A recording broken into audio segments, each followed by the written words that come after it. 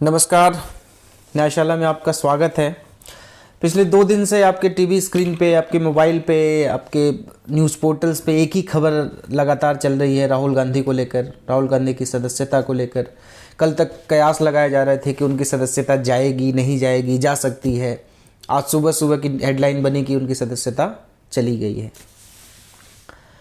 अब कयास ये लगाए जा रहे हैं कि अब क्या होगा, क्या सदस्यता वापस आएगी, क्या वो जो 1 महीने का समय मिला था उसके बीच में जो सदस्यता ख़त्म कर दी गई, क्या ये गैर कानूनी है या फिर कानूनी रूप से सही है।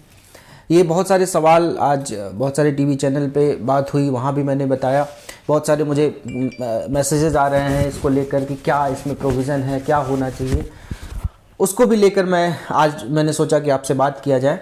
देखिए, अब राहुल गांधी के पास सबसे पहली बात मैं बताऊं कि ये जो डिस्क्वालिफिकेशन हुआ है ये कहीं से भी अनकॉन्स्टिट्यूशनल नहीं है, क्योंकि जो lily Thomas versus union of India में 2013 में ऑनरेबल सुप्रीम कोर्ट का जो जजमेंट था, वो जजमेंट बहुत कैटेगरली स्पेसिफाई करता है कि जिस दिन आपका कन्विक्शन होता है 2 साल या 2 साल से ऊपर, मतलब आप किसी एमपी एमएलए को 2 साल या 2 साल से ऊपर की सज़ा होती है, उसी दिन आपका डिस्क्वालिफिकेशन हो जाता है। उसी दिन आपको डिस्क्वालीफाई स्पीकर या फिर लोकसभा विधानसभा सेक्रेटरी चाहे तो आपको कर सकता है।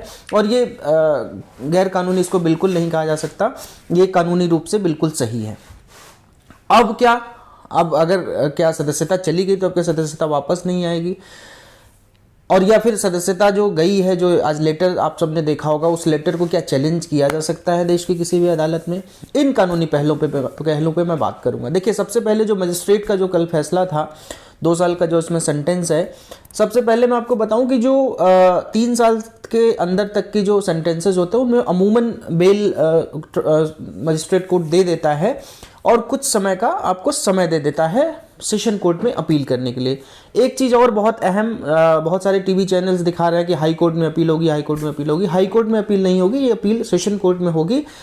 लॉ के विद्यार्थियों के लिए मैं बता दूं कि अगर ये कन्विक्टेड नहीं होते, मतलब एक्विटल होता, एक्यूज्ड का अगर एक्विटल होता, तब जो है हाई कोर्ट में अपील जाती कंप्लेनेंट द्वारा। लेकिन अगर एक्यूज्ड कन्विक्टेड हुए हैं तो उनकी अपील सेशन कोर्ट में जाएगी। ये लीगल टर्म है, सीआरपीसी की धारा ऐसी कहती है। ये लॉ के विद्यार्थियों के लिए हुआ, तो ये सेशन कोर्ट में ये अपील जाएगी।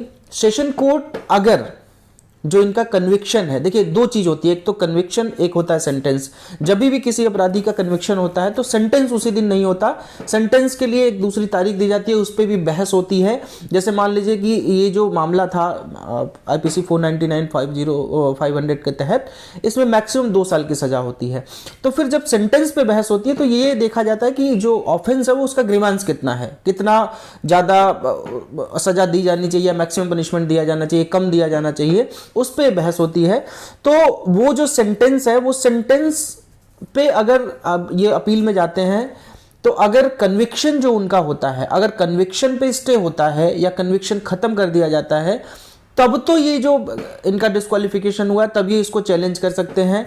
अदरवाइज जब तक वो जो इनका कन्विक्शन हुआ है, अगर जो सेंटेंस हुआ है उस पर स्टे होता है तो उससे कोई मतलब नहीं है, वो कहीं भी तब आप इस लेटर को चैलेंज नहीं कर सकते डिस्क्वालिफिकेशन का।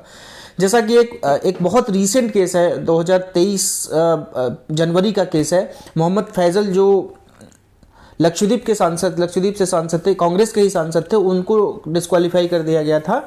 उनको 10 साल की सजा हुई थी।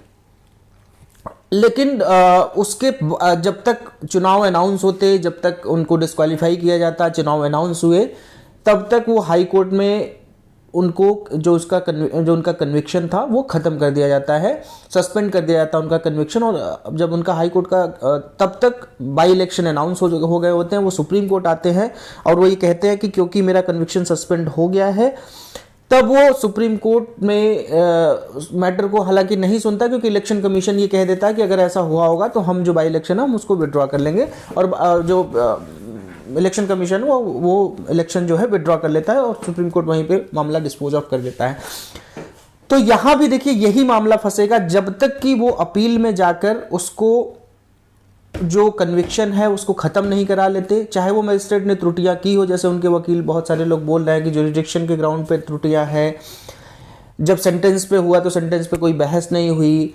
बहुत सारी चीज़ें हैं जो हो सकता है कानूनी रूप से त्रुटियां हो, लेकिन वो त्रुटियों को हमारे और आपके बोलने से ख़त्म नहीं होगा। वो त्रुटियां अदालतें ही ख़त्म करेंगी, जो ऊपरी अदालतें हैं वही ख़त्म करेंगी। तो उनका कन्विक्शन जब तक ख़त्म नहीं हो जाता तब तक आप इसको चैलेंज नहीं कर सकते। अच्छा, दूसरी बात इसमें देखिए एक और मामला फंसता है कि अगर मान लीजिए वो कन्विक्शन उनका खत्म नहीं हो पाता है, इधर आप क्योंकि डिस्क्वालीफाई हो चुके हैं, इलेक्शन कमीशन के पास राइट्स हैं चुनाव अनाउंस करने के, अगर इलेक्शन कमीशन चुनाव अनाउंस कर देता है उसी बीच चुनाव हो जाते हैं, दूसरा कोई सांसद वहां चुन जाता है, तब इस मामले का इस पे कोई असर नहीं पड़ेगा कि उनका जो डिस्क्वालिफिकेशन है वो वापस होगा नहीं होगा, क्योंकि एक सांसद दूसरा वहां चुन गया, उसके बाद आप कुछ नहीं कर सकते। तो ये जितना ही स्पीडी ट्रायल कांग्रेस की तरफ से होगा उतना ही उनके लिए फायदेमंद होगा। अगर कांग्रेस वैसे ही सोती रही जैसे अभी 24 घंटे हो गए कोई भी इन्होंने लीगल रेमेडी नहीं ली, तो फिर ये मामले ऐसे चलते रहेंगे। हो सकता है इलेक्शन कमीशन चुनाव अनाउंस कर दे, वहाँ चुनाव करा दे,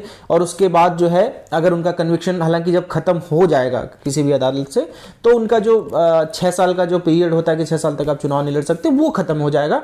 अदरवाइज जो ये टर्म है, ये टर्म तो खत्म हो गया। तो जितनी जानकारी मुझे लगता था कि देनी चाहिए उतनी जानकारी मैंने आपको दी। आज के सेशन में बस इतना ही। धन्यवाद। जय।